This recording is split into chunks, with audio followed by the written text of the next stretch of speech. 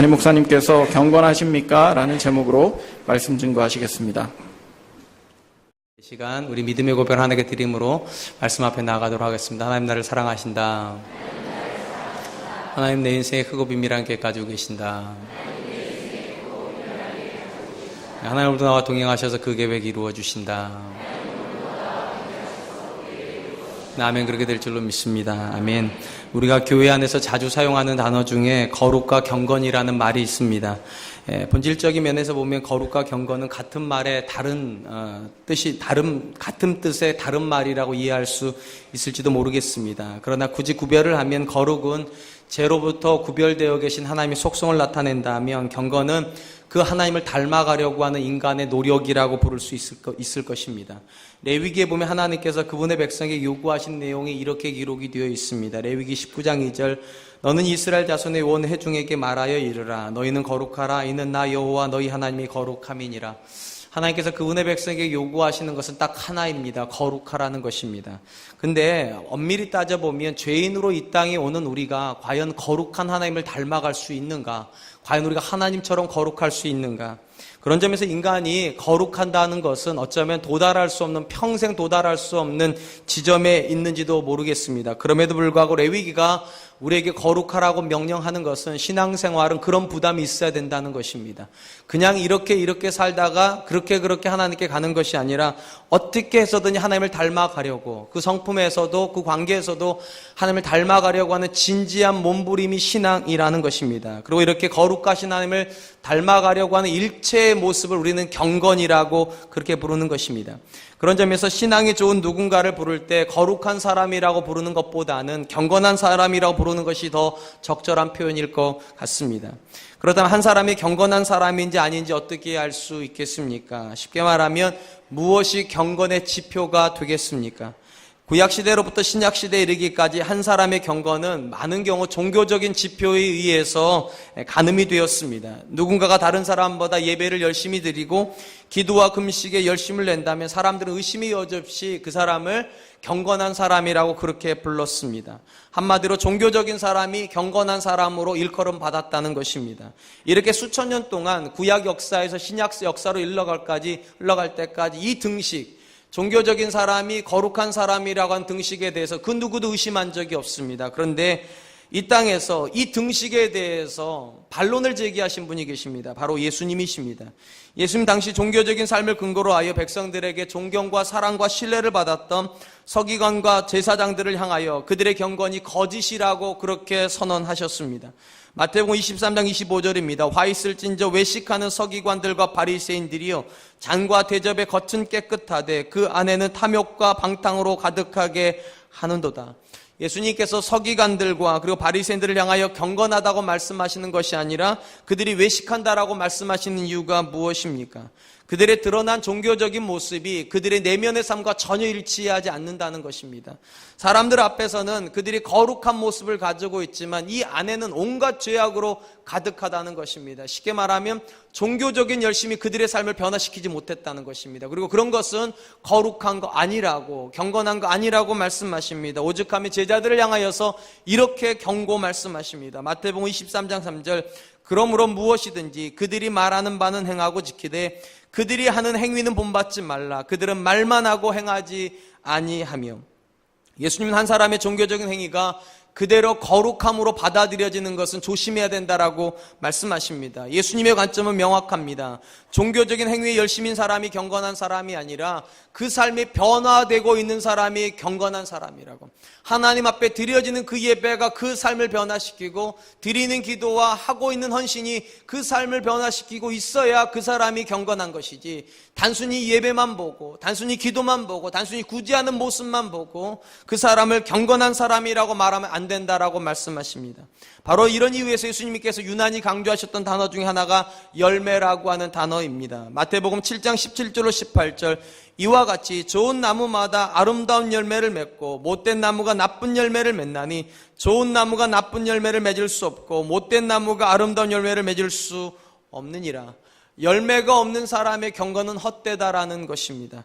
오늘 본문에서도 야고보 역시 무엇이 참 경건이고 무엇이 거짓된 경건인가를 우리에게 가늠해주고 있습니다. 먼저 야고보는 잘못된 경건의 모습을 이렇게 정의합니다. 1장 26절 누구든지 스스로 경건하다 생각하여 자기 혀를 재갈 물리지 아니하고 자기 마음을 속이면 이 사람의 경건은 헛것이니라. 야고보가 거짓 경건의 가장 중요한 표현 중에 하나가 말이라고 말을 합니다. 여기 보니까 이런 식으로 되어 있습니다. 누구든지 스스로 경건하다 생각하여, 무슨 말인가 하면 내가 저 사람보다 신앙생활을 더 오래 했고 내가 나름 더 그 사람보다 더 경건하다고 생각하면 사람도 이상하게 말을 더 많이 한다는 것입니다. 내가 더 나으니까 내가 말할 테니까 당신은 들으라고, 그런 식으로 얘기한다는 겁니다. 야고보는 뭐라 말하는가? 그러는 건 자기를 속이는 거라고. 왜냐하면 사람은 경건해지면 경건해질수록 놀랍게도 겸손해집니다. 왜냐하면 자기 죄를 들여다보기 시작하기 때문입니다. 누가 경건한 사람입니까? 내가 죄인인 걸 아는 사람이 경건한 사람입니다. 그리고 죄인은 할 말이 없습니다. 아내가 아무리 잘못해도 경건한 남편은 내가 아내를 그렇게 만든 것 같아서 할 말이 없습니다. 자녀를 향해서 할 말이 아무리 많아도 내가 기도하지 않아서 내 자녀가 저렇게 된 것 같아. 경건한 부모는 자녀에게 할 말이 없어집니다. 야고보가 이렇게 말해요. 스스로 경건하다 생각하여 자기 혀를 재갈 물리지 않으면 자기에게 속는 거라고. 여러분, 절대로입니다. 말이 많은 경건은 없습니다. 말을 무심결에 막 쏟아내는 그런 경건은 없습니다. 절제하는 경건은 있습니다. 조심하는 경건은 있습니다. 야고보가 말하는 거예요. 말을 함부로 하고 있으면서 내가 경건하다고 생각하지 말라고는 자기를 속이는 거라고. 우리 사랑과 은혜교회 성도님들이 진짜로 경건해지실 수 있기를 축원드립니다. 경건은 다른 사람보다 내가 낫다고 여기는 거 아닙니다. 다른 사람의 죄악을 보고서 그 죄악을 무참히 짓밟는 게 경건이 아닙니다. 그 사람의 죄 속에서 내 죄를 보고 있는 게 경건이에요. 내 남편 안에서 나의 죄를 보고 있는 게 경건이고 내 자녀 안에서 나의 죄를 보고 있는 부모가 경건한 부모입니다. 특별히 26절에서 경건이라고 하는 말이 2번 나오는데 우리 성경에는 같은 단어인 것처럼 번역을 하였지만 헬라어 원문은 전혀 다른 2단어를 쓰고 있습니다. 앞쪽에 나온 스스로 경건하다 생각하다 할 때 이 경건이라고 하는 단어가 드레스코스라고 하는 단어입니다. 이 드레스코스라고 하는 단어는 신앙심이 깊은이라는 뜻입니다. 그리고 뒤쪽에 나와 있는 경건이라고 하는 단어는 드레스케이아라고 하는 단어이고 이 단어는 주로 예배와 기도와 같이 신앙적인 활동, 종교적인 활동을 나타내는 말입니다. 그러니까 쉽게 번역을 하면 스스로 신앙심이 좋다고 하여 말을 함부로 하고 입술에 재갈을 물리지 않으면 그 사람이 하는 종교 활동은 다 헛것이라는 것입니다. 아무리 여러분들이 오늘 예배를 잘 드리고 기도도 열심히 하시고 나가셔서 여러분 남편, 여러분 아내한테 말을 함부로 하면 이미 종교 활동은 다 의미가 없어진다는 거예요. 이건 다 소용이 없다는 거예요. 그러므로 사랑하는 성도 여러분, 전 저와 여러분들이 하는 이 종교 활동, 물론 이건 종교 활동은 아닙니다. 믿음 생활이 의미가 있었으면 좋겠습니다. 의미가 있으려면 여러분의 입술이 변화가 일어나야 됩니다. 교회에 오고 갔다 오더니 우리 아내가 말을 많이 하는 것이 아니라 손발을 많이 움직인다고, 남편을 섬기려고. 그게 은혜 받은 증거죠. 교회 갔다 오더니 우리 부모가 잔소리를 많이 하더라. 그건 은혜 받은 게 아니에요. 교회 갔다 오더니 우리 어머니가 내 머리를 쓰다듬어 주시더라. 그게 경건이에요. 야고보가 하는 말이 그것입니다. 특별히 야고보가 여기서 말을 경건의 지표로 삼는 굉장히 중요한 이유가 있습니다. 우리가 추후에 살펴보겠지만 야고보서 3장에서 이 말에 대해서 굉장히 길게 설명을 합니다. 왜냐하면 야고보의 관점에서 사람이 절대로 길들일 수 없는 지체가 있답니다. 그 가장 대표적인 지체가 이 혀입니다. 다른 건 다 사람이 길들일 수가 있답니다. 그런데 이 혀는 길들여지지가 않는데요. 내 안에 있는데 자기 마음대로 움직인다는 거예요. 그래서 일반적인 사람은 길을 못 들이고 혀를 길들인 사람이라야 경건한 사람, 온전한 사람이라고 그렇게 정의를 합니다. 그러니까 우리가 가끔 그런 이야기하죠. 어떻게 사람이 그런 소리 하냐고. 아니에요. 사람은 그런 소리 할 수 있는 거예요. 왜냐하면 이 혀가 길들여지지를 않아요. 그러니까 사람은 말 실수합니다. 그렇게 인정해야 돼요. 그런데 경건한 사람은 말 실수하면 안 된다는 겁니다. 왜냐 한번 생각해 보시기 바랍니다. 세상 사람들은 이 혀를 못 길들입니다. 그런데 믿음의 사람도 이 혀를 못 길들인다면 이게 문제가 심각하다는 거예요. 왜냐하면 우리는 하나님께 지배받는 사람 아닙니까? 하나님이 다스리는 사람이라며요. 아멘이십니까? 주님이 여러분들의 주님이시라며. 근데 여러분 그 주님에게 이 혀가 복종하지 못한다면 이 혀가 주님보다 높은 거 아닙니까? 그럼 신앙은 아무 소용없는 거잖아요. 교회 다니는 엄마나 교회 다니지 않는 엄마는 하는 말이 똑같다면 뭐하러 교회 다니냐는 거예요. 교회 다니는 남편이나 교회 다니지 않는 남편이 하는 말이 똑같다면 무슨 의미가 있냐는 거예요. 그건 경건일 수 없다는 거예요. 경건은 다른 사람이 못 길들이는 그 혀를 길들일 수 있을 때, 그럴 때 의미가 있다는 것입니다. 이에 야고보는 뭐라고 말합니까? 경건한 사람은 그 혀에다가 재갈을 물려야 된다고. 여러분, 일반적으로 이 당시 사람들에게 재갈은 어디에다 물렸습니까? 타는 말에다가 물렸습니다. 왜 말에다가 물립니까? 그 말의 방향을 정하기 위해서 내가 가고 싶은 방향으로 말을 몰고 가고 서고 싶을 때 땡기면 서는 것입니다. 그러니까 재갈을 물린다고 하는 말은 이미 전제가 있습니다. 주인이 있다는 거예요. 주인이 없는 말은 재갈 안 물립니다. 야생에서 뛰는 말들이 재갈 물리는 거 보셨습니까? 자기 마음대로 뜁니다. 근데 주인이 있는 말은 재갈이 물려 있습니다. 주인이 가는 방향으로 가는 거고 주인이 멈추자고 할 때 멈추는 것입니다. 이 말도 똑같습니다. 여러분 인생에 주인이 있다면 이 혀에 재갈이 물려 있어야 된다는 것입니다. 그 주인이 누구이십니까? 하나님이십니다. 그러니까 여러분, 여러분이 하고 싶은 말을 여러분 마음대로 하고 있으면 주인 없다는 것이고, 그 말이 통제를 받고 있다면 주인이 있다는 거예요. 그리고 통제받는 사람이 신앙인이고 통제받고 있는 사람이 경건한 사람입니다. 내가 하고 싶은 말 다 하는 거 아닙니다. 내가 하기 싫다고 말 안 하는 것도 아닙니다. 몇 주 전쯤에 제가 저희 어머니 집에 갔는데 저희 어머니 저한테 그러는 거예요. 정 목사님, 꼭 두 마디는 꼭 하고 사세요 이러더라고요. 그래서 뭘 할까요? 했더니 고맙다는 말하고 미안하다는 말을 하랍니다. 그 주간에 제가 제 아내랑 싸웠거든요. 근데 우리 어머니 어떻게 아셨는지 미안하다는 말을 하라는 거예요. 제가 제일 못하는 말이에요. 싸우고 나면 참 미안하다는 말 못합니다. 평소에는 고맙다는 말도 그렇게 잘하고 사랑한다는 말도 정말로 잘하고 제가 그럽니다. 근데 싸우고 나면 참 미안하다는 말 하기가 어려워요. 왜냐하면 제가 볼 때 그 여자가 잘못했거든요.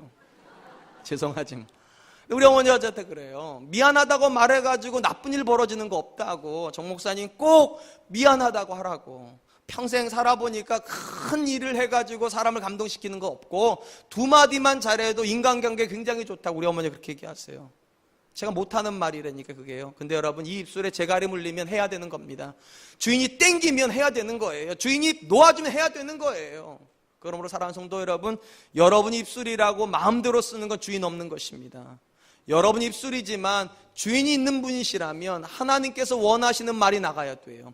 여러분의 경건을 담은 말이 나가야 돼요. 그렇지 않으면 여러분이 하는 경건, 제가 하는 경건은 다 헛것이라는 것입니다. 그렇다면 여러분, 우리 입술이 하나님에게 주장을 받기 위해서 우리에게 필요한 것은 무엇이겠습니까? 이미 우리가 앞부분을 살펴보았습니다. 21절에 야고보가 먼저 이렇게 얘기하였습니다. 그러므로 모든 더러운 것과 넘치는 악을 내버리고 너희 영혼을 능히 구원할 바 마음에 심어진 말씀을 온유함으로 받으라. 왜 말씀을 온유함으로 받으라고 말하고 맨 뒤쪽에 와가지고 왜 혀를 길들이라고 그러는가? 여러분, 우리 입술은 그냥 말을 쏟아내는 통로가 아닙니다. 이게 말을 만드는 게 아니에요. 사실 이 마음이 말을 만드는 겁니다. 마음에 있는 생각에서부터 말이 나오는 거예요. 그리고 이 생각은 그냥 하는 게 아닙니다. 수단이 있어야지, 뭐 재료가 있어 생각을 하는 거예요. 그러니까 야고보가 이렇게 말하는 겁니다. 여러분 안에다가 하나님께서 말씀을 심어 놓으셨으니까 그 말씀을 근거로 하여 생각하시고 생각된 말이 나올 때 경건하다는 것입니다. 예수님도 이걸 똑같은 관점에서 이렇게 얘기하셨습니다. 마태복음 15장 18절, 입에서 나오는 것은 마음에서 나오나니, 이렇게 말합니다. 입에서 나오는 건 입술에서 나오는 게 아니라 입에서 나오는 것은 마음에서 나오나니 이것이야말로 사람을 더럽게 하느니라. 그러니까 입술은 그냥 통로일 뿐이고 진짜는 이 안에 있다는 것입니다. 이 생각이 바뀌지 않으면 말이 안 바뀌는 거고, 이 생각 자체가 새로워지지 않으면 절대로 언어는 안 바뀌어요. 그럼 어떻게 하라는 것입니까? 말씀이 생각을 바꾸고 바뀐 생각이 언어로 나와야 된다는 거예요. 그래야 그 사람의 경건이 진짜 경건이 된다는 것입니다. 여러분, 문제는 이것입니다. 우리 안에 대부분 사람들은 다 말씀이 있어요. 이 자리에 나와서 이런 예배 드릴 정도 되면 다 말씀이 있어요. 근데 문제는 100% 말씀만 있는 사람도 없고 100% 자기 생각만 있는 사람도 없습니다. 두 가지가 혼재되어 있습니다. 말씀도 있고 내 생각도 있어요. 어느 날은 보면 정말 말씀이 나와요, 입술에서요. 그래서 내 남편 정말 거룩한 줄 알았는데 그 다음날 보니까 쌍소리를 해요. 이게 사람이 이래도, 사람은 그러는 거면 두 개가 혼재되어 있으니까. 예수님이랑 그러지 않으시겠죠. 근데 사람이기 때문에 내 생각도 있고 말씀도 있다니까 왜 재갈이 필요한가? 내 생각이 나오면 안 되기 때문이에요. 우리가 아무리 거룩한 사람일지라도 우리 안에서 내 생각이 없어지지 않습니다. 인간의 생각이 없어지지 않아요. 그러니까 재갈이 필요하다는 거예요. 한번 통과해야 된다는 거예요. 무언가가 한번 덜컥 걸려야 된다. 브레이크가 있어야 된다는 거예요. 그 브레이크로 우리 안에 넣어놓으신 게 말씀입니다. 그러므로 사랑하는 성도 여러분, 저는 저와 여러분들이 이 말씀의 지배를 받는 언어 생활을 할 수 있었으면 좋겠습니다. 그렇다면 여러분, 어떻게 하는 것이 말씀의 지배를 받는 것이고 어떻게 하는 것이 성도의 입술에 재갈이 물리는 것이겠습니까? 이 부분에 대해서 우리가 한번 유심히 한번 읽어볼 만한 책이 잠언이라고 하는 책입니다. 잠언에 유난히 많이 나오는 것이 사람의 말에 대한 기록입니다. 이 말씀 중에 특별히 우리가 말하는 것을 어떻게 해야 될까를 생각하게 하는 구절이 한 구절이 있습니다. 잠언 15장 28절입니다. 의인의 마음은 대답할 말을 깊이 생각하여도 악인의 입은 악을 쏟느니라. 여기 보니까 의인과 악인의 차이가 나와요. 어떤 차이가 있습니까? 별 차이가 없는 것 같아요. 다만 속도의 차이가 있습니다. 의인은 생각의 속도가 말의 속도보다 빠릅니다. 그러니까 먼저 생각한다. 생각을 하고 나서 말하는 게 의인이고, 생각하지 않고 말하고 나서 생각하는 사람이 악인이라는 거예요. 여러분 한번 생각해 보시기 바랍니다. 우리가 살다 보면 사람들이 의도하고 작정하고 상처 줄 때도 있습니다. 근데 대부분은 그럴 생각이 없는데 상처를 받아요. 왜 그렇습니까? 말의 속도가 생각의 속도보다 빠르기 때문이에요. 말해놓고 보니까 아차, 이게 아닌 거죠. 우리 대부분 그렇지 않습니까? 제가 집에서 제 아내 굉장히 사랑한다니까요. 근데 제 아내가 옷을 입고 있는데 갑자기 배가 출렁출렁거려요. 어우, 저 배 좀 봐. 이랬다 맞아 죽을 뻔했어요. 제가 대단한 잘못한 게 아니고 그냥 보고 말한 것 뿐인데, 보고 말하면 악인이라는 거예요. 의인은 무엇인가? 보고 안으로 들어가서 말씀이 뭐라고 말하는가, 그리고 어떻게 말을 하는 게 지혜로운 것일까, 그리고 나오면 의인이 된다는 겁니다. 그러니까 이 말 자체가 의인과 악인을 가르는 게 아니라 어디서 나오는가요? 어디서 말씀에서 나오면 의인이 되는 것이고, 그냥 생각에서 그냥 들어오는 자극대로 받아가지고 내뱉으면 악인이 된다는 것입니다. 사랑하는 성도 여러분, 한번 생각해 보시기 바랍니다. 여러분들은 생각의 속도가 빠릅니까? 말의 속도가 빠릅니까? 우리 대부분의 사람들은, 특별히 한국 사람들은 말의 속도가 빠릅니다. 생각이 일어나기 전에 말을 해버려요, 먼저요. 잠언이 말하는 것입니다. 스탑하라는 거예요. 자극이 오면 먼저 스탑을 하고 깊이 생각해야 된다는 거. 이 일에 대해서 과연 하나님은 무엇을 원하실까? 내가 어떤 말을 해야 이 사람이 살아나고, 어떤 말을 해야 이 사람이 용기를 얻고, 어떤 말을 해야 이 사람이 오늘 하루를 기쁘게 살 수 있을까? 의인은 자기가 하는 말을 깊게 생각한다. 재갈 물린다는 것은 다른 거 아니라 생각합니다. 우리 안에다 심어놓으신 말씀으로 다시 한번 돌아가 보는 거예요. 하나님께서 과연 이 상황에서 뭐라고 말씀하시는 게 기뻐하실까? 아마 제가 제 아내가 배가 출렁할 때 이렇게 말하는 게 더 좋았을 것 같아요. 배가 아무리 출렁해도 난 당신 사랑해. 이랬으면 하고 싶은 의도는 다 전달됐을 것 같아요. 운동 좀 하라는 뜻이구나. 그래도 안 버린다는 뜻이구나. 근데 그 생각을 안 하니까 그냥 출렁하면 저 배 좀 봐. 이러다가 마저 죽는 거죠. 과연 사랑하는 성도 여러분, 우리는 적절한 말을 합니까? 상황에 맞는, 정말 사람을 살리는, 영혼을 살리는 그런 말을 합니까? 잠언에 보니까 또 이런 말씀도 있습니다. 잠언 15장 23절, 사람은 그 입의 대답으로 말미암아 기쁨을 얻나니 때에 맞는 말이 얼마나 아름다운고. 사람이 뭐로 기쁨을 얻는가? 자기가 하는 말 때문에 사람이 살아나는 거 볼 때 기쁘다는 거예요. 제가 우리 아이들하고 대화를 할 때, 우리 아이가 제가 한 말 때문에 변화될 때 정말 기분이 좋아요. 내 인생이 존재하는 것 같아요. 우리 큰아이를 붙잡아 놓고 1시간만씩 얘기할 때가 있어요. 정말로 제 가치관하고 우리 아이가 가치가 너무 다를 때, 얘기를 하고 났을 때 그 다음날 아이 태도가 바뀌면 정말 기뻐져요. 내가 하는 말에 기쁨을 얻어요. 그리고 때에 맞는 말을 해야 그 아이도 변해도요. 그러니까 사랑하는 성도 여러분, 생각을 해야 됩니다. 내가 하는 말이 과연 이 사람에게 정말 합당한 말인가? 그리고 지금 이 상황에서 이 말을 하는 게 옳은가? 잠언의 기자가 그 이야기를 합니다. 성도는 그래야 된다고. 잠언은요, 믿는 사람에게 주신 책이지 믿지 않는 사람에게 주신 책이 아닙니다. 그러므로 사랑하는 성도 여러분, 여러분의 입술 안에서 저는 생명이 흘러나올 수 있었으면 좋겠습니다. 그러려면 여러분 생각해야 됩니다. 생각을 그냥 하는 것이 아닙니다. 말씀을 가지고 생각하는 거. 여러분 안에 이미 하나님께서 수많은 말씀을 넣어놓으셨어요. 매주마다 듣는 말씀이 있고 매주 여러분 읽는 말씀이 있어요. 근데 여러분 읽고 듣는 거로 끝내면 안 된다. 거기서부터 생각이 나와야 돼요. 그 말씀부터 생각이 나오고 정제된 생각이 내 입술로 나갈 때, 그때 하나님께서 그 영혼을 향하여 말씀하신다고. 경건하다고, 거룩하다고. 저는 우리 사랑과 은혜교회 성도님들이 참된 경건 이 입술로도 드러날 수 있기를 축원드립니다. 야고보는 26절에서 거짓된 경건에 대해서 이야기한 다음에 27절에서 성도가 추구해야 되는 참된 경건에 대해서도 이야기를 합니다. 같이 한번 읽습니다. 27절, 하나님 앞에서 정결하고 더러움이 없는 경건은 곧 고아와 과부를 그 환난 중에서 돌보고 또 자기를 지켜 세속에 물들지 아니하는 그것이니라. 야고보는 참된 경건을 설명하면서 이렇게 말을 합니다. 하나님 앞에서. 여러분, 이게 굉장히 중요합니다. 참된 경건의 본질이 무엇인가? 하나님 앞에서 사는다는 거예요. 그래서 과거에 종교개혁자들이 가장 많이 썼던 말들 중에 하나가 코람데오라는 말입니다. 하나님 앞에서 산다.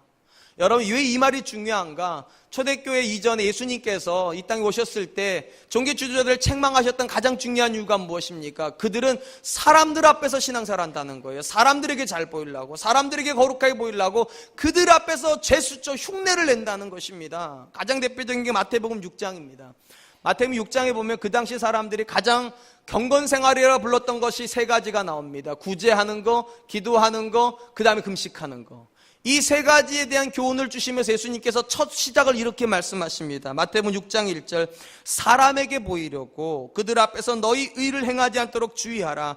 그리하지 아니하면 하늘에 계신 너희 아버지께 상을 받지 못하느니라. 여러분, 예수님께서 지금 뭐라고 말씀하십니까? 구제가 나쁘다고 말씀하시는 게 아니에요. 기도가 나쁘다고 말씀하시는 게 아니에요. 금식이 나쁘다고 말씀하시는 게 아니에요. 이 모든 걸 하나님 앞에서 해야 되는데 사람들 앞에서 하는 게 나쁘다는 거예요. 여러분, 우리가 기도하면 사람 좋다고 그러죠, 그죠? 그 소리 듣다 보니까 거기에 인이 박혀가지고 사람들한테 좋은 소리 들으려고 기도하러 나오고. 물론 여러분, 그렇게라도 하시면 더 좋죠. 근데 사람들도 상관없고 하나님 상관없는 분 굉장히 많으니까 사람들이 뭐라고 그러든 나만 좋으면 되니까 그건 아니겠지만 어쨌든 간에 야고보가 이렇게 예수님 이렇게 말씀하세요. 사람들 앞에서 보이려고 기도하지 말고, 사람들 앞에 보이려고 구제도 하지 말고, 사람들에게 보이려고 금식도 하지 말라고. 그 모든 것은 하나님 앞에 하는 거라고. 그리고 사람들에게 보이려고 하는 것을 예수님이 뭐라고 말해요? 외식하는 거라고. 이 외식한다고 하는 말은요, 연극한다는 뜻입니다. 연극 배우가 자기에게 맡겨진 배역에 따라서 연극을 하죠. 선한 마음이 하나도 없는데 착한 역할을 해야 된다면 착한 흉내를 내잖아요. 마찬가지라는 거죠. 교회 오면 우리마다 다 연극하는 분들이 계세요. 교회 오면 일단 말도 거룩해야 되고 기도하는 척도 해야 되고, 죄송하지만 그걸 다 한다는 거예요. 그래야 사람들이 좋아하고 사람들이 칭찬하니까 그렇게 흉내를 낸다는 거예요. 여러분, 그거는 경건 아니랍니다. 경건은 본질적으로 어디에다 놓아두든지 간에 하나님 앞에서 하는 거, 하나님이 뭐라고 말씀하시는가, 이 상황에 대해서 하나님이 뭐라고 평가하실까, 그것을 염두에 두는 것이 경건이랍니다. 그러므로 사랑하는 성도 여러분, 성경이 말하고 있는 경건은 어렵습니다. 사람들은 우리가 보는 모습만 보고서 판단하잖아요. 기도 많이 하면 사람이 이렇게 말해요. 경건하구나. 또 누군가를 섬기면 사람이 이렇게 말하죠. 경건하구나. 직분이 올라가면 사람이 이렇게 생각하죠. 경건하구나. 근데 예수님 뭐라고 말씀하십니까? 그걸로 판가름하는 거 아니라고.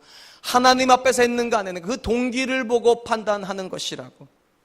우리가 익히 알고 있는 이야기가 있습니다. 어제 용정일 목사님께서 설교해 주신 본문에서도 나오는 이야기입니다. 하나님께서 사울을 폐기하시고 새로운 왕을 뽑으시려고 작정하셨습니다. 그리고 그 아들이 이새의 아들 중에, 이새 8명의 아들 중에 있다라고 말씀하시고 사무엘을 보내셨습니다. 사무엘이 그 집에 갑니다. 7명의, 다윗을 빼는 7명의 아들이 왔습니다. 그때 여러분, 이 사무엘 눈에 딱 한 사람 눈에 확 들어와 버렸습니다. 그냥 아들이 7명 있는데 한눈에 들어온 아들이 딱 한 명 있어요. 그게 엘리압이라고 하는 아들이었습니다. 이 아들이 장남입니다. 장남이라고 소개도 해주지 않았는데 딱 한눈에 괜찮아 보였어. 사무엘 눈에, 그 경건한 사람 사무엘 눈에 그 사람 눈에 딱 들어왔어. 2대8 가르마 쫙. 누가 보아도 경건해 보이고, 누가 봐도 리더답고, 누가 봐도 왕이 될 만한 사람이에요. 사무엘이 이렇게 기록했습니다. 사무엘상 16장 6절, 그들이 오매 사무엘이 엘리압을 보고 마음에 이르기를, 여호와의 기름 부으실 자가 과연 주님 앞에 있도다. 우리 중에는요, 목사보다 더 목사 같은 분들이 굉장히 많습니다. 예를 들면 우리 교회 장병철 집사님하고 저 같이 걸어가면 장병철 집사님이 담임 목사님인 줄 압니다. 제가 부목사님, 그러니까 저는 외모가 좀 목사 같지가 않아요. 솔직히 제가 봐도 그래요. 저 노력 중인데 어디 가서 제가 음식점 가서 목사님이시고 이런 소리 한번 들어봤으면 좋겠어요. 저는 그런 소리 못 들어요. 그러니까 저는 참 이렇게 강단에 올라와가지고 맥타이나 메고 이래야 설교해야 목사 같지, 그냥 바깥에다 풀어놓으면 이게 옆집 아저씨예요. 근데 우리 장병철 집사님이나 우리 장대식 장로님 같은 분은 그냥 걸어가면 딱 누가 봐도 목사가 혹시 목사님 아니신가, 아니면 혹시 교육자 아니신가, 뭐 그런 정도는 된단 말이죠. 근데 엘리압도 그랬나 봅니다. 한눈에 보아도 정말 경건해 보이고 한눈에 보아도 리더다운 그런 사람이었다는 겁니다. 근데 하나님께서 뭐라고 말씀하시는가? 이렇게 말씀하세요. 사무엘상 16장 7절, 여호와께서 사무엘에게 이르시되 그의 용모와 키를 보지 말라. 내가 이미 그를 버렸노라. 내가 보는 것은 사람과 같지 아니하니 사람은 외모를 보거니와 나 여호와는 중심을 보느니라 하시니라. 여러분, 제가 이 말했다 또 오해하지 마세요. 이렇게 경건한 척하는 건 다 거짓말, 그런 말이 아니에요. 여러분, 경건의 모양도 굉장히 중요합니다. 경건하면요, 드러나게 되어 있습니다, 사실은. 근데 이걸 연극하니까 문제라. 연극하는 게 문제지, 이 안에 정말 성령이 충만해지면요, 외모가 달라집니다, 정말로요. 모르시겠어요, 절 보면서? 시간이 흘러갈수록 점점 경건. 아멘. 하나님께서 이렇게 말씀하세요. 사람은 경건의 지표를 외모로 잡는다는 거예요. 그 사람이 얼마나 기도 많이 하는가, 얼마나 구제 많이 하는가, 얼마나 예배 열심히 드는가. 근데 하나님은 경건의 지표를 외모로 보지 않으신다는 거예요. 그 중심, 무엇 때문에 저러냐는 거예요. 정말 하나님을 사랑해서 기도하는가, 정말 하나님 뜻을 이루기 위해서 봉사하는가, 정말로 이 땅 가운데 하나님의 나라가 임하기 위해서 그렇게 금식하는가, 그거 보신다는 거예요. 그러므로 사랑하는 성도 여러분, 여러분의 경건의 기준을 사람으로 잡지 마세요. 사람들이 얼마나 나를 알아주는가, 그것이 경건의 잣대 아닙니다. 하나님 앞에 있어야 돼. 하나님. 우리 다 알아요. 내가 어느 정도 수준인 거 다 알아요. 근데 사람들이 자꾸만 칭찬해주면 내가 이상에 올라가요. 속지 마세요. 사람들이 여러분 몰라요. 아주 단순히 말하면 여러분 아내도 여러분 모르고, 여러분 남편도 여러분 몰라요. 오직 하나님이 아시고, 또 나도 알아요. 내가 그 정도 안 된다는 거를. 그 정도 안 된다는 걸. 그렇기 때문에 애통하는 마음으로 기도해야 되는 것이고요, 애통하는 마음으로 금식해야 되는 것이고요, 하나님을 닮아가려고 애통하는 마음으로 구제도 해야 되는 것이지, 칭찬받으려고 해서는 안 된다는 것입니다. 야고보는 이렇게 하나님 앞에서 사는 것이 경건의 출발점이라고 이야기하고, 신실하고 경건한 사람이 사는 본질적인 삶의 모습을 두 가지로 요약을 합니다. 첫 번째, 고아와 과부를 그 환난 중에 돌아보는 것이다, 이렇게 얘기를 합니다. 그렇다면 여러분, 왜 고아와 과부를 돌아보는 것이 하나님 앞에서 거룩이 되는 것이고 경건이 되는 것입니까? 이스라엘은 전형적으로 남성 중심의 사회였습니다. 쉽게 말하면 남자가 없으면 가정이 돌아가지를 않습니다. 근데 한번 생각해 보십시오. 아버지가 없거나 남편이 없는 고아와 과부는 이스라엘 땅에서 살아남을 수가 없어요. 근데 여러분, 고아와 과부들도 이스라엘 땅에서 살아남았습니다. 어떻게 살아남을 수 있었는가? 두 종류의 사람들 때문에 살아남았습니다. 첫 번째 종류는 긍휼이 많은 사람들 때문이에요. 믿음은 없는지 모르겠지만 이상하게 고아를 보면 불쌍히 여기는 사람들이 있습니다. 장애우를 보면 긍휼히 여기는 사람이 있습니다. 독거 노인들 보면 아파하는 사람이 있어요. 그거 긍휼의 마음이에요. 그것 때문에 도와주기도 합니다. 이게 첫 번째 동기라면, 두 번째 동기가 있어요. 하나님 때문에 그렇게 하는 사람들도 있어요.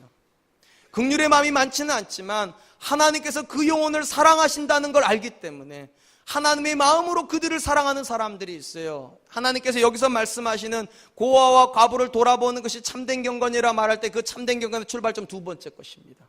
하나님이 그 영혼을 사랑하기 때문에 내가 사랑하고 있다면 그것은 경건이라는 거예요. 여러분, 여기서 굉장히 중요한 것입니다. 여러분, 세상에도요, 고아와 과부를 돌아보는 사람들 많습니다. 그러면 그 사람들 경건한 사람입니까? 야고보 관점에서 그건 경건한 거 아니에요. 행동 자체가 결정하는 게 아니라니까 대답 말했잖아요. 하나님 앞에서요. 하나님 앞에서 그 영혼을 사랑하기 때문에 돌아보고 있다면, 그 영혼을 하나님이 사랑하고 있다는 걸 인정하기 때문에 나도 사랑하고 있다면 그것은 참된 경건이 된다는 것입니다. 우리 주변에는요, 교회 다니면서도 불구하고 다른 사람을 불쌍하기 때문에 도와주려고 하는 사람들이 있습니다. 여러분 명심하십시오. 그거는 자선 사업은 될 수 있습니다. 그러나 그건 복음 사업은 아닙니다. 불쌍해서 도와주는 사람은 세상에도 많이 있습니다. 우리 교회도 구제합니다. 장애우도 섬깁니다. 외국인 근로자도 섬깁니다. 여러분, 이 동기가 굉장히 중요해요. 불쌍하기 때문에 하지 마세요. 그건 하지 마세요. 그건 인간이 인간을 불쌍히 여기는 거예요. 그거 아니에요. 그건 자선 사업이에요. 하나님이 그 영혼을 사랑한다는 확신이 있을 때 해야 되는 거예요. 하나님이 장애우도 사랑한다고 믿으시면 장애우를 사랑하세요. 하나님이 외국인 근로자도 사랑한다고 믿으시면 외국인들을 사랑하세요. 하나님이 독거 노인을 사랑한다고 믿으시면 사랑하세요. 그러면 그건 참된 경건이 된다는 거예요. 왜 이게 중요한가? 여러분, 자선 사업으로 불쌍히 여겨서 내가 그 사람 섬기면 내가 그 사람보다 나은 사람이란 관점이 들어가 있습니다. 그러다 보면 자기 의의가 생겨. 나 이 정도 일도 한다고. 그건 안 되는 거예요. 여러분, 제가 올프렌즈 센터 갈 때마다 굉장히 감동을 받아요. 왠지 아십니까? 내가 그들을 도와준다고 생각이 안 들기 때문이에요. 거기서 친구들이 간증할 때마다 정말 가슴이 뭉클뭉클해요. 나도 옛날에는 저랬는데 싶은 게 있어요. 그 친구들이 이렇게 말을 해요. 한국에 와가지고 올프렌즈 센터 만나서 하나님 만난 것이 가장 큰 행복이라고. 가장 큰 행복이라고. 안산에서 2배나 넘게 되는 월급을 받았는데도 거기서 만족이 없었답니다. 왜냐하면 올프레센터 너무 그리워서, 목사님들과 함께 드린 예배가 너무 그리워서, 그래서 절반밖에 안 되는 월급을 받으면 다시 돌아온 애들도 있어요. 그런 이야기 들을 때마다 누가 누구를 도와주는 건가 도대체? 우리가 그들을 도와주는가 아니면 그들이 우리를 도와주는가? 아니죠. 미련 서로 도와주는 게 아니지요. 도와주고 있는 것이 아니라 서로 사랑하는 거죠. 우리가 그들을 사랑하고 있기 때문에 하나님께서 그들을 통해서 우리를 사랑하신다고 말씀하시는 거죠. 그러므로 사랑하는 성도 여러분, 저는 우리 사랑과 은혜교회가 앞으로도 더 많은 구제할 수 있었으면 좋겠고, 더 많은 장애우도 섬겼으면 좋겠고, 더 많은 외국인 근로자 섬길 수 있었으면 좋겠어요. 그러나 동기가 중요합니다. 불쌍히 사는 거 아니에요. 불쌍히 사지 마세요. 하나님이 그 영혼을 사랑한다는 확신으로 하세요. 그래야지만 내가 그 사람보다 낫다는 생각 없습니다. 그래야지만 그 일을 하고 나서 어깨 이렇게 펴고 나 이 정도 되는 거다 하고 교만 떨 필요도 없습니다. 하나님이 사랑하시기 때문에 나도 사랑하는 것입니다. 그러기 위해서 야고보가 말하는 것입니다. 바로 그것이 고아와 과부를 그 마음으로 섬기는 것이 하나님 앞에서 경건한 것이라고. 또한 야고보가 이렇게 말을 합니다. 하나님 앞에서 경건의 두 번째 모습은 사기를 지켜 세 속에 물들지 않는 것이라고 그렇게 말을 합니다. 야고보 사도가 참된 경건의 지표를 세속을 떠나는 것이라고 말하는 것이 아니라 세상 속에서 세속에 물들지 않는 것이라고 말하는 건 굉장히 의미가 있습니다. 우리가 교회라고 부르는 단어는 헬라어로 에클레이시아라고 하는 단어입니다. 그리고 이 에클레이시아라고 하는 단어는 부름받아 나온 사람이란 뜻입니다. 우린 이 사실 잘 압니다. 원래는 우리 다 세상에 있었던 사람들입니다. 근데 하나님께서 예수 그리스도로 말하면 우리를 부르셨습니다. 어떻게 부르셨습니까? 하나님 자녀로 부르셨고, 부르는 순간에 빌립보서에서 바울이 이렇게 말합니다. 시민권이 옮겨졌다고. 이 나라에서 하나님 나라로 옮겨졌다라고 말을 합니다. 근데 여러분, 옮겨졌는데 여전히 세상을 삽니다. 이게 성도가 가지는 딜레마입니다. 그리고 이 딜레마 때문에 세상이 성도들을 싫어합니다. 그래서 예수님께서 이렇게 말씀하시죠. 요한복음 15장 19절에 너희가 세상에 속하였으면 세상이 자기의 것을 사랑할 것이나 너희는 세상에 속한 자가 아니요 도리어 내가 세상에서 택하였기 때문에 세상이 너희를 미워하느니라. 세상에서 택함을 받아 나왔기 때문에 그들과 다른 소속감 때문에 세상이 우리를 미워한답니다. 예수님께서 우리를 택하시고 그리고 우리를 세상의 소유가 되지 않겠다라고 말씀하심에도 불구하고 그 다음 문제가 남아 있습니다. 예수님은 언제나 제자들을 불러내신 다음에 훈련시켜서 다시 세상으로 보내신다는 겁니다. 제자들도 똑같았습니다. 예수님께서 제자들을 불러내가지고 3년간 교육을 시킨 다음에 그들을 세상으로 보내셨습니다. 심지어 예수님께서 이 땅에서 마지막 40일을 보내시고 나서 하늘에 올라가실 때 제자들 데리고 올라갔으면 얼마나 좋아요. 근데 그 제자들 세상에 놔두고 가셨습니다. 왜냐하면 그들은 세상에 속하여 있지는 않지만 여전히 세상을 살아야 될 사람들입니다. 바로 이런 이유 때문에 성도는 힘듭니다. 세상에 소유권이 없는데 내 소속이 세상이 아닌데 세상을 살아야 하기 때문에 예수님께서 이 힘든 신앙생활을 하는 성도들을 향하여서 이렇게 기도해 주십니다. 요한복음 17장 15절로 19절 내가 비옵는 것은 그들을 세상에서 데려가시기를 위함이 아니요 다만 악에 빠지지 않게 보존하시기를 위함이니이다. 내가 세상에 속하지 아니한 것 같이 그들도 세상에 속하지 아니하였사옵나이다. 그들을 진리로 거룩하게 하옵소서. 아버지의 말씀은 진리니이다. 아버지께서 나를 세상에 보내신 것 같이 나도 그들을 세상에 보내었고 또 그들을 위하여 내가 나를 거룩하게 하오니 이는 그들로 진리로 거룩함을 얻게 하려 함이니이다. 예수님께서 제자들을 세상에 보내시면서 기도해 주시면서 뭐라고 말합니까? 너희를 세상에 보내면서 내가 원한다. 진리로 거룩해지라고. 세상을 살지만 세상 사람처럼 살지 말라고. 왜냐하면 세상에 살기 때문에 세상처럼 살면 문제가 생깁니다. 어떤 문제가 생기는가? 복음을 전할 수가 없어요.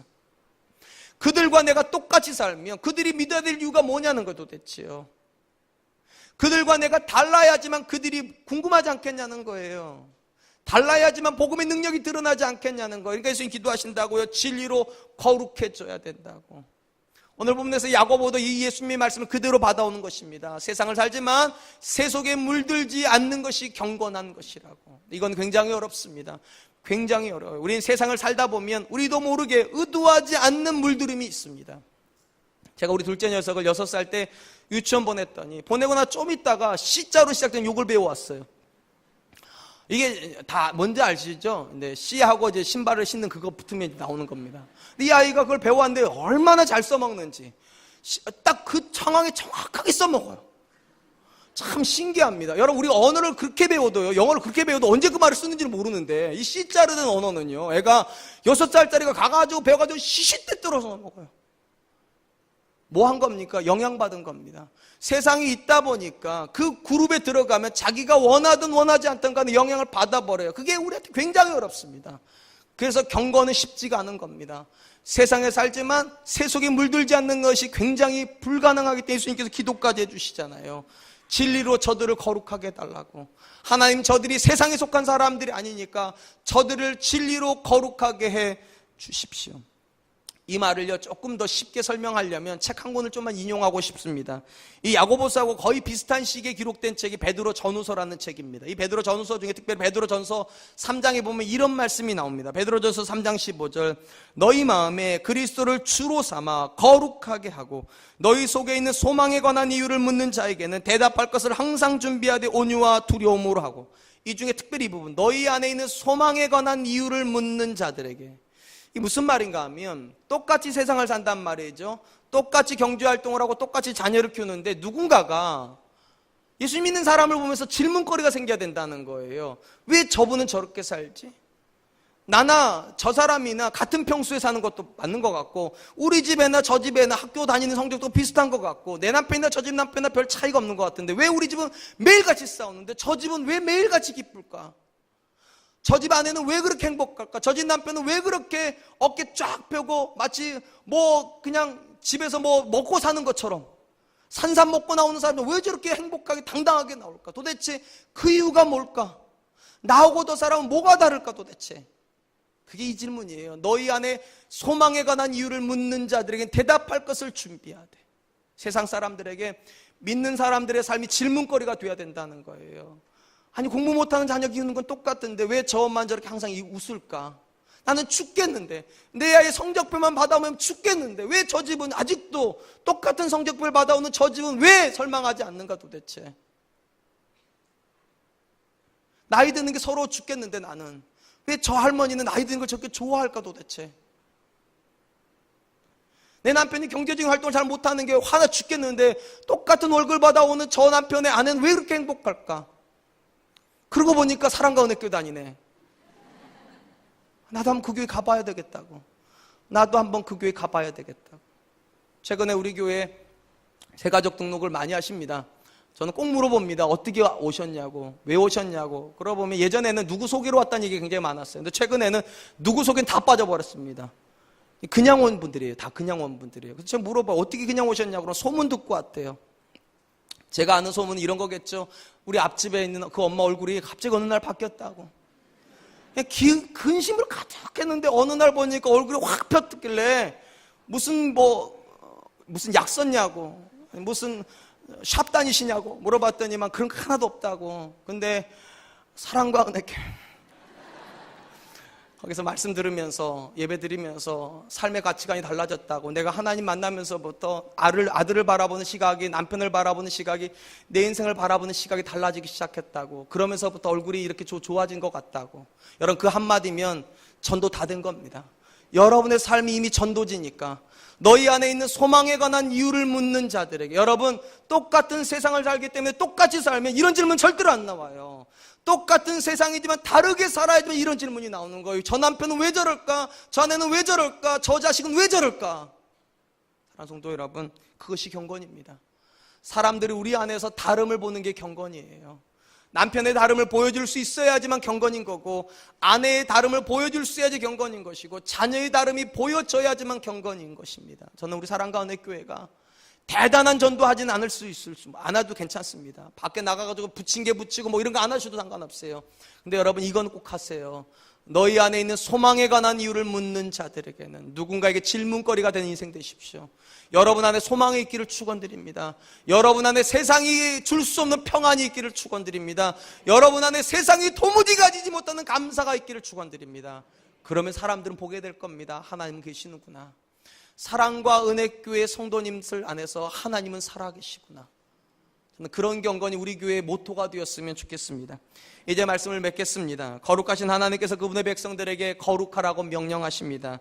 오늘 본문에서는 야고보는 이 거룩의 명령을 실천해 나가는 것을 경건이라고 부릅니다. 그리고 경건은 크게 세 가지로 드러나야 된다고 말을 합니다. 이 입술에 재갈이 물려야 됩니다. 생각의 속도가 말의 속도보다 빨라야 되고, 이 생각의 속도보다 더 빨라진 게 말씀의 속도여야 돼요. 어떤 상황을 만나면 말씀이 먼저 나와야 돼요. 그 말씀이 생각을 빚어서 그 빚어진 생각이 말로 나와야 될 때, 그때가 경건한 상황입니다. 또한 우리 안에 그리스도의 사랑이 충만해야 됩니다. 불쌍해서 도와주는 것이 아니라 이 안에 사랑이 충만해서 그 사랑 때문에 하나님이 사랑하는 그들을 나도 사랑하지. 그럴 때 사람들은 보게 됩니다. 저 사람은 다르다고, 저 교회가 하는 구제는 다르고 저 교회가 하는 선교는 다르다고. 그게 경건입니다. 마지막입니다. 우리가 세상을 살지만 그들처럼 사는 건 경건 아닙니다. 똑같은 세상, 똑같은 결혼생활, 똑같은 자녀를 키우는 것 같아도 그들과 다르게 해야 됩니다. 그래서 소망에 관한 이유를 묻는 자들이 생겨야 됩니다. 그것이 경건입니다. 저는 우리 사랑과 은혜교회가 다름을 추구하는 교회 되었으면 좋겠습니다. 이번 한 주간 살아가면서 우리 안에서 하나님이 영광 받으시는 경건의 모습이 늘 충만하시기를 주님의 이름으로 축원드리겠습니다. 이걸 하나님께 찬양으로 나아갈 텐데요, 주님의 마음을 우리에게 달라고 기도합시다. 여러분, 이 마음에서 많은 것이 결정이 됩니다. 이 마음에서부터 생각이 나오고, 그 생각에서부터 말이 나오고, 이 마음에서부터 다른 사람을 사랑하려고 하는 생각도 나오는 거고, 이 마음에서부터 결심도 나옵니다. 하나님, 이 시간 제 안에 하나님 마음을 주셔서 생각하는 것도 다르고, 말하는 것도 다르고, 행동하는 것도 다르고, 다른 사람들에게 비춰주는 내 삶의 모습이 달라지게 하여 주시옵소서. 이 시간 이 찬양 하나님께 드리도록 하겠습니다. 보소서 주님, 보소서 주님, 나의 마음은 선한 것 하나 없습니다. 그러나 내 모든 것 주께 드립니다. 사랑으로 안으시고 날 새롭게 하소서. 보소서 주님, 보소서 주님, 나의 마음은 선한 것 하나 없습니다. 그러나 내 모든 것 주께 드립니다. 사랑으로 안으시고 날 새롭게 하소서. 주님 마음 내게 주소서. 주님 마음 내게 주소서. 내 아버지 주님 마음 내게 주소서. 나를 향하신 주님의 뜻이 이루어지도록 주님 마음 내게 주소서. 내게 사랑을 가르치소서. 내게 사랑을 가르치소서. 당신의 마음으로, 당신의 마음으로 용서하게 하소서. 주의 성령 내게 채우사 주의 길 가게 하소서. 주님 당신 마음 주소서. 주님 마음 내게 주소서. 주님 마음 내게 주소서. 내 아버지 주님 마음 내게 주소서. 나를 향하신 주님의 뜻이 이루어지도록 주님 마음 내게 주소서. 사랑하는 성도 여러분, 지난 한 주 동안 여러분의 언어를 통하여서 혹시 주변에 있는 사람이, 가장 사랑하는 사람들이 상처를 받고 절망을 경험하고 아픔을 겪지는 않았습니까? 하나님께 기도했으면 좋겠습니다. 하나님, 내 입술에 여호와의 파수꾼을 세워주시옵소서. 내가 원하는 말이 아니라 하나님 말씀이 빚어놓으신 생각이 내 입술로 나올 수 있도록 도와주시고, 그 말을 통하여서 내 사랑하는 사람들이 위로받고 격려받고 힘을 얻을 수 있도록 주님 도와주시옵소서. 하나님, 내 마음 가운데 그리스도의 사랑을 충만케 하여 주시옵소서. 하나님이 사랑하는 사람들을 나도 사랑하게 하여 주시고, 하나님이 귀히 여기는 이들을 나도 그 마음으로 귀히 여기게 하여 주시옵소서. 마지막으로 하나님, 똑같은 세상을 살지만 그들과 다르게 살게 하여 주시옵소서. 소망이 있기를 원합니다. 감사가 있기를 원합니다. 기쁨이 있기를 원합니다. 그리하여서 내 삶이 그 자체로 전도지가 되는 삶을 살게 하여 주시옵소서. 같이 기도합니다. 하나님 아버지, 하나님